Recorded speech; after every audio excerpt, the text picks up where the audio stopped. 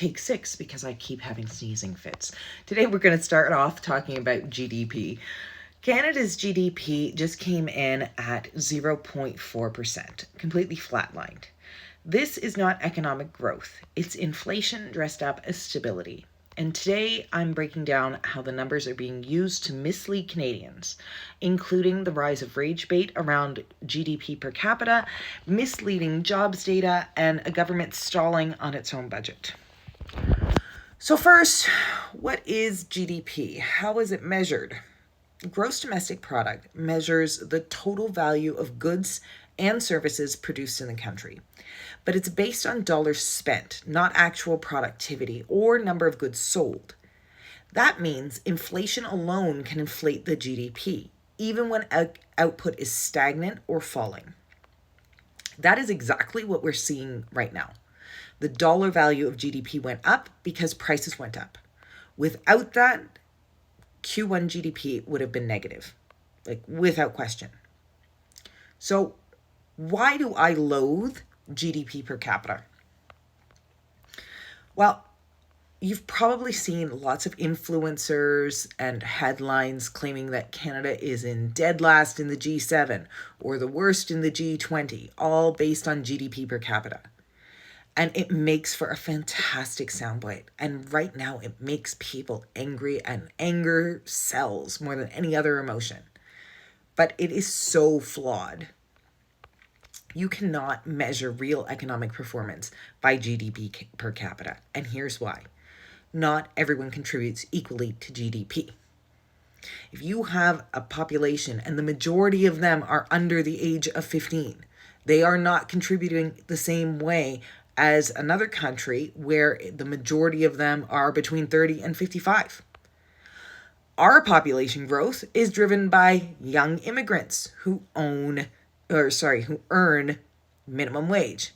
And at the same time, we have a massive aging population that consumes more than it produces. The immigration alone, though, distorts the entire denominator on it because it's so far past replacement. And it has been for years. We've added over 2 million people the last few years. They're not equal economic participants.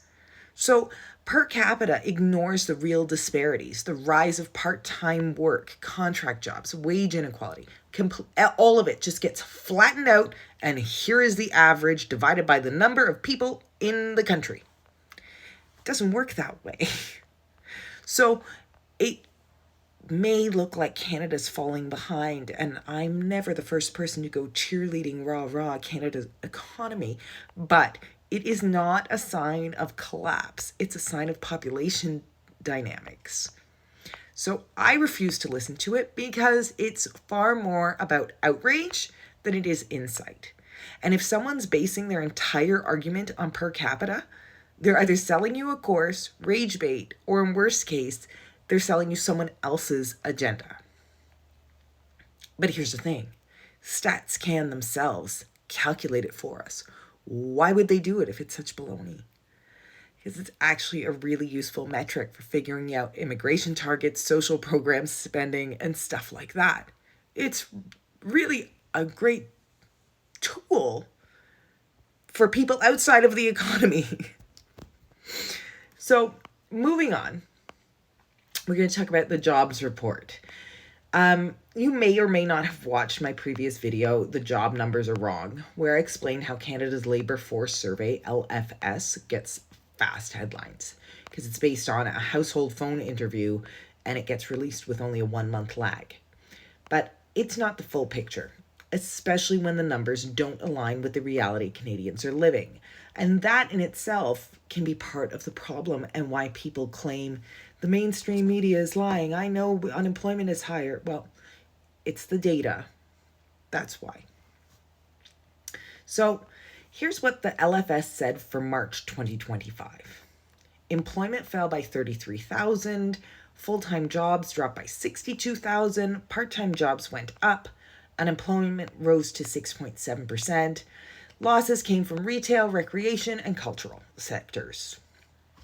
Now let's compare that to the Payroll Employment Survey, which lags by 2 months, but is based on actual employer payroll filings, not surveys. Payroll jobs dropped by 54,100 in March. Job vacancies were down 12.1%. Big drops came in education, healthcare, and hospitality. And yet, the headlines barely touch on payroll. Why is that? It's because it lacks a headline hook. It's less immediate, more technical, even though it's far more reliable. And that's the data that the Bank of Canada uses when setting interest rates. While we're talking about the Bank of Canada, when they make interest rate decisions, they're not reacting to whatever CPI number just got tweeted by every Tom, Dick, and Harry. A lot of info goes into their models that doesn't make headlines. Excuse me. CPI-Trim and CPI-Median, that are core inflation measures that remove volatile items like gas and groceries. Wage growth from the Payroll survey, which tells them how much upward pressure there is on inflation. Job vacancy rates from the Payroll survey. Fewer openings means a looser labor market, which helps tame wage inflation. Household spending and credit growth, which show whether Canadians are pulling back. Inflation expectations, because if businesses and households expect prices to rise, they behave accordingly. And fiscal policy that we'll get into in a minute. So, this script was written on Tuesday, June 3rd, in full. I have not edited it. I'm recording it, and it's Thursday right now. Although it will be posted on Friday, I have a schedule I have to stick to. Bear that in mind as I read this. The Bank of Canada holding is set in stone, even though some might be surprised when they announce with that headline, with headline inflation dropping to 1.7% in April. But headline CPI is a weighted average. A drop in gas prices can bring the total down, even if rent, food, and services are all still rising. StatsCan sets what the weight of each item in what they call the basket is weighed at, and that's how we get that headline number. But that isn't the whole story, and the Bank of Canada looks at the whole thing. Here's the real story. CPI-Trim rose from 3.1% to 3.2% in April. CPI-Median rose from 2.8% to 2.9%. Core inflation is still sticky. Wage growth is still outpacing productivity. These are all some of the factors that weigh in that we talked about up there on the rate announcement. Now, consumer debt being at an all-time high, that weighs on it too. But if they cut, that may actually increase. Now, I don't know Tiff Macklem, but I do not envy that man because he's walking a tightrope that is loose on both ends. The bank held not because they're out of touch, but because they're watching deeper indicators than what most of the media reports on. And they don't know what this new government may do.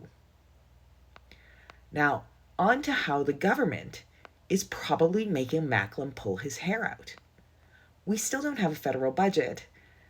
Mark Carney and the Liberal government say we'll get one in the fall, but that could be anywhere from September to December.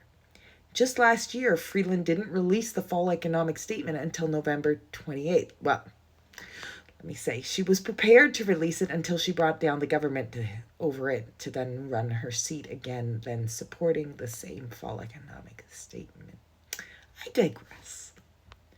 It can be any time in the fall sitting, which is months from now, and months of a time period in its own to signal. Carney may be new to politics, but he isn't new to this. He knows better. As a former central banker, he understands exactly what delaying a budget does to a country and the stress he's putting on the Bank of Canada.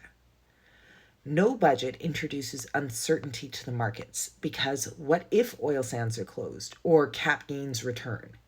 It weakens investor confidence because it's an unknown with an unknown trajectory.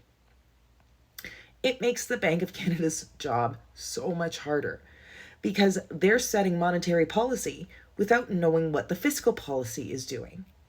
What if they cut and the government rolls out UBI and we have 12% inflation? And it stalls infrastructure projects, provincial planning, and social programs because no one has a clear idea of how much they're getting. But the Liberals are betting on a majority from the recounts, so they're stalling. And that delay is costing Canadians. Again, we cannot call Prime Minister Carney unintelligent or unlearned. This is deliberate pain being put on all of our country's economics. Will the Bank of Canada cut at the next meeting? Honestly, I'm not sure. Because again, they don't know what to expect in the budget or what they may have to mitigate with the government policies. Remember, the Bank of Canada works for us, not the federal government. So where does that leave us? We're stuck in economic no man's land. The left wants to call this a strong economy, but strong doesn't look like zero GDP, flat wages, and rising delinquencies. The right wants to call this a total collapse, but that's not true either. We're not in free fall. We're stagnating. The data shows it.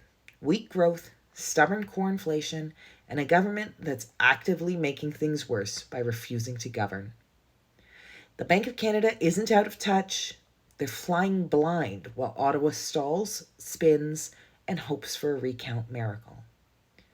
And the rest of us, we're paying for it.